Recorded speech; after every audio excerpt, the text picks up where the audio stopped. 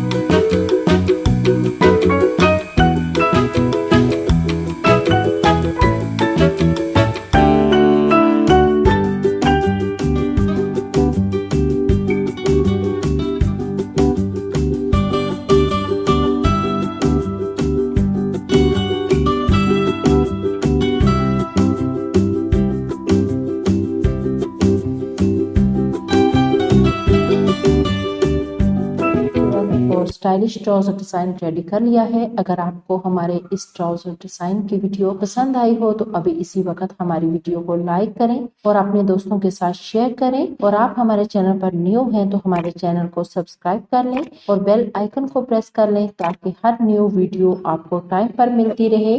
और हमें हमारे दूसरे अकाउंट्स पर भी फॉलो कर लें और घर पर आप लोग हमारे इन ट्राउजर डिजाइन्स को ट्राई किया करें और हमें फीडबैक जरूर दिया करें और अपने डिजाइन्स की पिक्चर हमारे इंस्टाग्राम पर हमसे शेयर करें और हम ये अपनी स्टोरीज और यूट्यूब वीडियोस में ऐड करेंगे। जिंदगी रही तो इंशाल्लाह नेक्स्ट वीडियो में मिलेंगे।